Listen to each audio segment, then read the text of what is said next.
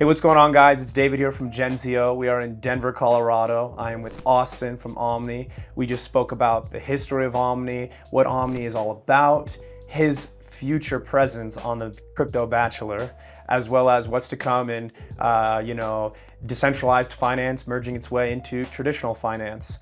And yeah, stay tuned. It's going to be a wonderful interview. Austin, it's a pleasure to meet you. Yeah. How are you? Doing well, man. How you doing? Fantastic, fantastic. It is, Denver. Last week, so I heard there was 2 feet of snow. Now there is. Now it's like 60. It's pretty nice. I know. Like I went on a little run this morning and I nice. Okay. felt the sun. Like I was like, my God, and just lovely city. I'm excited. Yeah. Is this your first time in Denver? No, I've been here. This might be my fourth or fifth probably. Okay. Maybe I'm making that up. I don't know how many years it's even been going on, but yeah, been here a number of times. Okay, so you mainly came to Denver for the event. Yeah, for sure. Okay. Yeah. Now, where are you coming from? I live in New York, so but actually we had a team off-site before this, so coming from that. Lovely. Cool, man. Let's get right into it. Omni. All right, let's do it. Omni, what you want to know? Yeah. Tell us about Omni. Yeah, I mean, at large, so the reason Omni exists is we're really excited about what's happening on chain, but most people don't understand even what's available on chain. Yeah. People know there's like meme coins and this like degen stuff, but you can buy treasury bills, you can take out loans, you can trade, you can do all these things that like people actually need in their lives. And it's available just open and permissionlessly on chain today. The problem though is it's really hard to do anything on chain. You got to think about different chains, you got to think about gas tokens, you got to think about bridging. And so Omni primarily exists to just abstract away the complexity there so that you can use it like you can use the on-chain economy as simply as people use the internet today. Okay, cool. Now you're talking about permissionless, right? For those at home that maybe don't know about what is permissionless, can you tap in on that a little bit?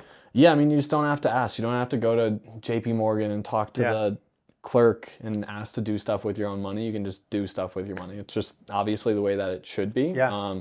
We just haven't had the technology to do that for a while now. And we've been in these very like permission systems where you have to ask people like, okay, cool, can I do this with the money I have in my bank account? Can I even withdraw all the money I have in my bank account? And so we're moving to a world where just kind of the back-end financial system is just this like open software that anybody can access. Yeah. And it's your choice. Yeah. So now we're gonna go back and some a little bit of your journey, right? What kind of sparked your interest into a permissionless life? I originally got involved in 2017. I was still studying computer science at Harvard at this point, and I actually didn't. Most of the time, I feel people get pretty interested from the speculation side.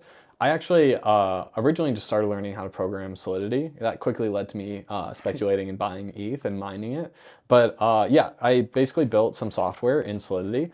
And it was what we call now like a DAO. It was just something you could vote on. And it just kind of clicked in my head where it's like, this technology is terrible right now. It's super slow, expensive, and just it's got a lot of maturation to do. Yeah. But you could run just core social functions on this. Like I just built something that everybody in this group can vote on what to do. And that's what governments do today. So I was just kind of sold. I mean, obviously I'm American. And so there's a lot of that kind of like cultural alignment of just like, people should have like the most freedoms possible. And so that's originally how I got involved. It's been a long journey since then.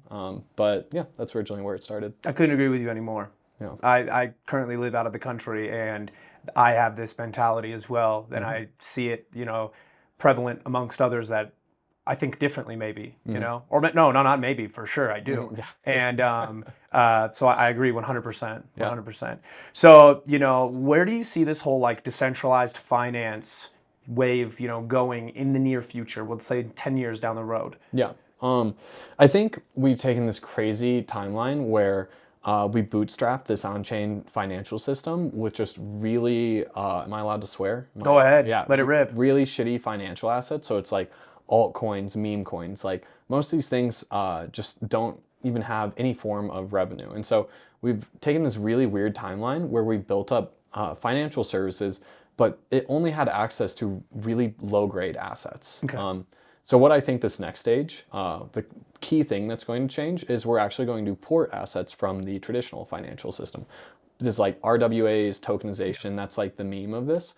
But with Trump being president now, it's very clear that the US government is taking this seriously and understands that this is a way to kind of expand the current dominance that the US financial system has over the rest of the world. And so it's strategically aligned with the US national interests. And that's really exciting because that means we're going to see a flood of high quality financial assets on chain. And that just means more people are going to be able to access these assets and they're going to be able to use them in these decentralized finance protocols. Yeah, yeah. And there's a lot of people, right? Like I, for example, talk to maybe somebody in my family or somebody back home, they're just so interested in all of this. And, before they know it, this is all going to be active and relevant in their lives. And there are a lot of people already that don't even know that they're playing games on chain, Web3 games, on their phones, earning tokens, and they have no idea. Yeah. So this is all kind of coming in a wave that is truly inevitable. And I do think you're touching on a key thing there. It needs to get to a point where they don't need to know in order for it to actually reach mass adoption. And that's what we're really focused on at Omni, just abstracting away the complexity. My mom is never going to take out a loan on chain if she thinks about gas. Yeah. My mom's had ETH since 2017, but I still don't think she understands what gas is, and she probably never will. Yeah. And so that's the primary thing that we're focused on. It's just massively simplify access to the on-chain account. Make it so easy and intuitive for people to just use. Yeah, and you just click a button and you don't need to think about. It's like using a website. When you pull up a website, do you think about Amazon Web Services or Google Cloud? No, you don't need to. You don't need to. The same thing's going to happen with all these blockchains. You're not going to need to think about the chains. You're just going to think about apps. Okay. Yeah. All right, Austin, I got to ask you, man. I know you are going to be involved in something this week. Yeah. Okay. The Bachelor. Okay. Yeah. I want to know how this came upon you and what was your initial reaction? Similar to my reaction right now.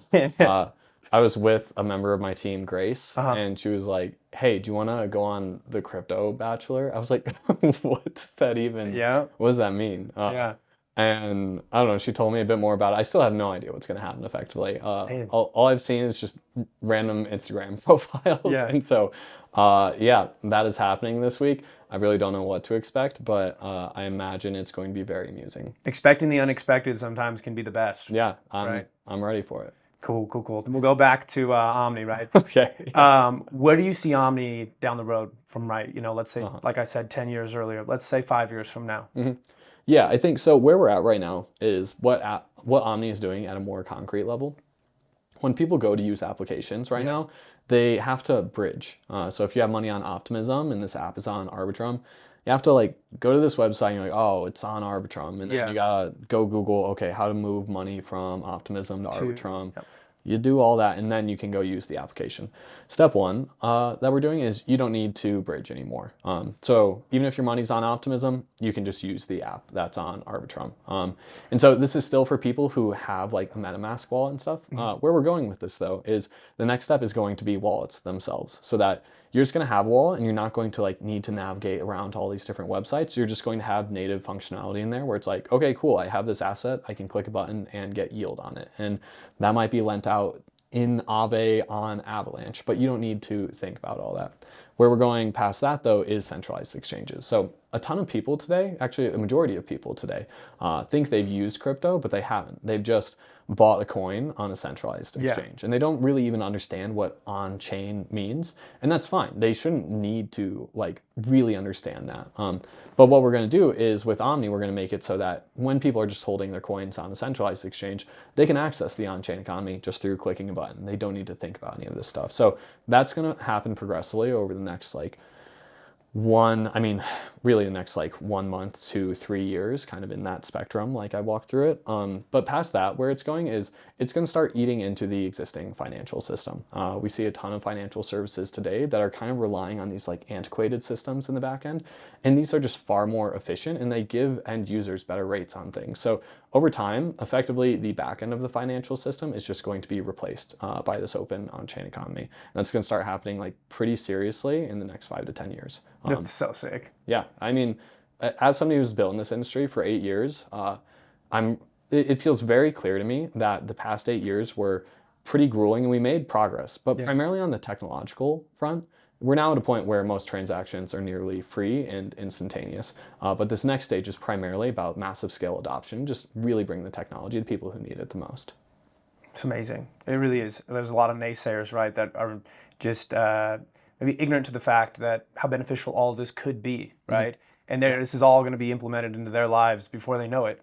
Yeah, and I mean, honestly, I get it. People who think crypto is a scam, there's a lot of scams out there. For sure, Like, for sure. There's so many scams. Yeah, we hear about it every day. Yeah, literally, scams are being run every day. So even when people are like, crypto's not for me, like, but there are scams in traditional finance as well. there are also definitely scams. Banks get fined all the time for breaking the law.